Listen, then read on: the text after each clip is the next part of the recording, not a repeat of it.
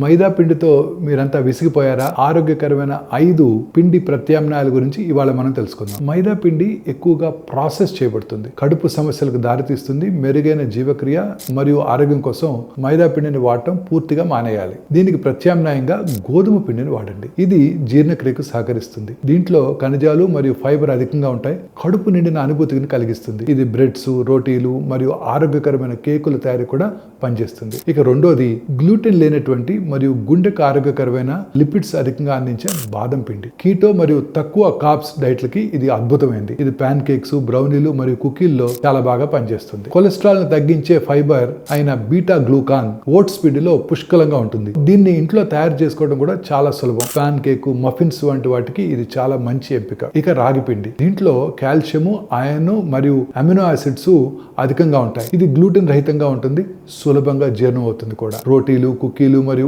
Vote meal కు మంచి రుచి పోషకాలను జోడిస్తుంది. ఇక ఐదోది శనగపిండి, దీంట్లో ప్రోటీన్ అధికంగా ఉంటుంది. మైదాకు ఇవన్నీ మంచి ఆల్టర్నేటివ్స్.